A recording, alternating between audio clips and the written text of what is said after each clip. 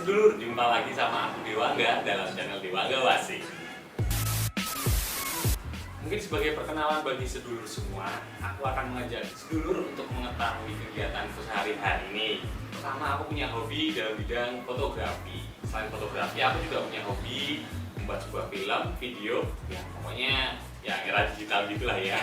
Tapi nggak cuma itu aja, aku juga punya hobi traveling, wisata kuliner. Nah pokoknya nanti aku akan memanjakan sedulur semua dengan video-video yang ada di channel ini melalui hobi aku ya. Oke? Dan di video kali ini aku bakal sharing gimana sih caranya membuat sebuah usaha studio foto agar tetap eksis dan mampu bersaing lah ya tentunya. Dan alhamdulillah dari hobiku ini aku sudah berhasil membuat sebuah studio foto yang ada di Jakarta.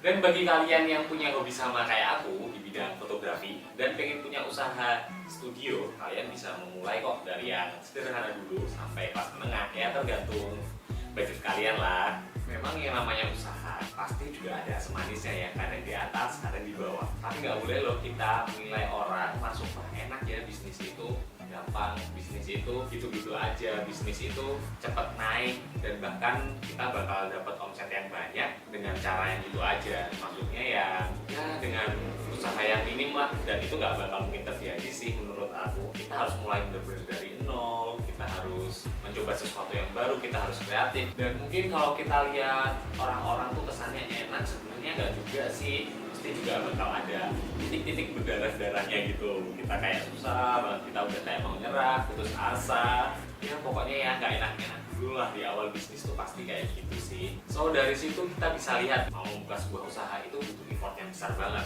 baik tenaga, pikiran, dan juga kita harus buka relasi yang wasi yang tentunya supaya usaha kita itu bisa survive dan akhirnya berhasil. Kita semua tahu bahwa semakin besar usaha yang akan kita buka tentunya juga akan membutuhkan modal atau biaya yang semakin besar. Misalnya kita membutuhkan kamera dan peralatan lain, ada lampu, reflektor atau tiangnya bahkan, dan trigger-triggernya juga. Selain itu tentunya kita juga harus mempersiapkan tempat kan. Nah tempat sih menurut aku yang biayanya bakal menyedot budget kita paling besar. Kenapa?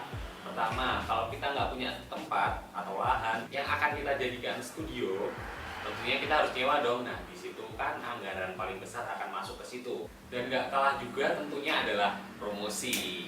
Nah promosi ini di era digital sekarang lebih enak. Karena apa? Karena kita bisa memberikan sampel-sampel atau kita bisa membuat akun-akun di Instagram, Facebook, Twitter untuk mempromosikan usaha kita itu ya sedulur. Nah selain promosi tadi melalui digital, kita juga bisa melakukan melalui media cetak atau bahkan baliho-baliho ataupun brosur kali ya. Makanya sedulur, kita harus pinter-pinter melihat peluang dan target pasar yang akan kita tuju ya.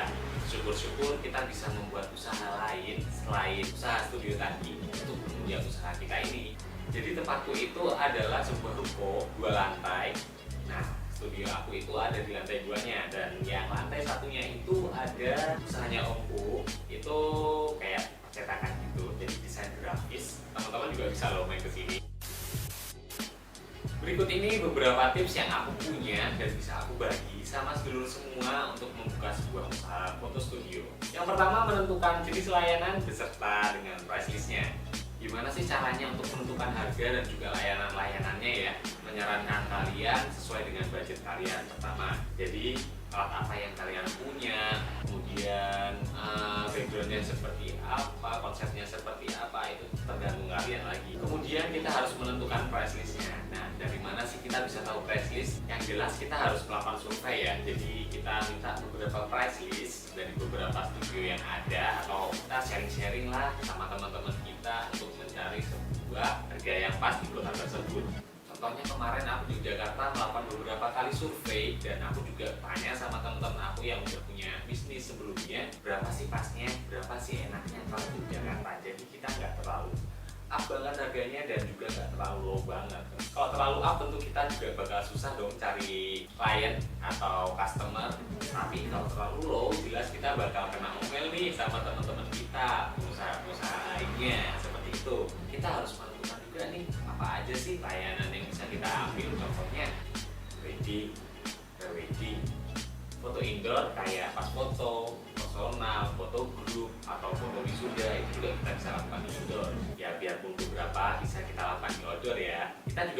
untuk melakukan bisnis pendukung supaya kita lebih dikenal gitu ya.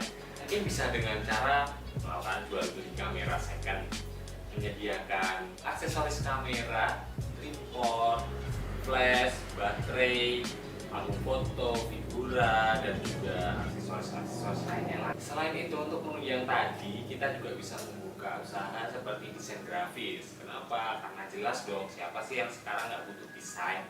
Nah, jelas kan kita juga perlu jasa desain kan? Atau mungkin untuk skala yang lebih besar, sedulur semua bisa membuka sebuah WO atau wedding organizer. Nah, sedulur perlu diingat ya, apa yang sudah kita lakukan, bisnis-bisnis yang kita usahakan gak serta-merta berbanding lurus dengan apa yang sudah kita lakukan ya. Semua juga tergantung dengan lokasi, promosi yang kita lakukan, dan juga relasi tentunya. Next, 2, menentukan lokasi atau tempat usaha foto studio kita. Ya, namanya usaha foto studio tentu kita harus punya tempat ya, minimal rumah atau bangunan gitu lah. Next, 3, menentukan brand atau nama studio foto kalian. Banyak orang terlalu fokus untuk mencari nama studio mereka. Sebenarnya nggak perlu sih kayak gitu. Untuk nama studio cukup mengandung 3 unsur aja ya. Familiar, mudah dilafalkan, dan yang ketiga mengandung unsur yang unik. So, intinya nama bukanlah segalanya. Dan jika kalian kebingungan untuk mencari sebuah nama, kalian bisa sharing untuk mendapatkan ide-ide yang menarik dari orang-orang yang kalian percaya, orang dekat, dan orang yang ada di sekeliling kalian, yang mungkin bisa kalian jadikan sebuah pertimbangan untuk memberi sebuah nama. Next, 4, penyiapan peralatan studio yang akan digunakan. Dalam membuat studio foto, tentu kita harus membuat list peralatan yang akan kita gunakan dan yang kita butuhkan. Beruntung lagi jika kalian adalah seorang yang punya hobi foto. Biasanya kalian tentu sudah punya kamera. Untuk kelengkapan studio yang kalian miliki, kembali lagi sama budget kalian ya. Dulu bisa memulai dari usaha yang kecil dulu atau langsung yang besar. Ingat lagi, balik lagi semua sama budgetnya. Dan untuk sedulur yang memiliki modal kecil, kalian bisa mencicil alat-alatnya nih. Jadi kita menyiapkan hal-hal pokoknya terlebih dahulu, baru setelah itu lari ke properti mungkin ya. Dan selain alat tadi, tentu kita harus menyediakan tempat atau ruangan yang kita butuhkan untuk bekerja. Di antaranya adalah ruang foto yang akan kita gunakan untuk melakukan pengambilan gambar, kedua ruang ganti, ruang make up.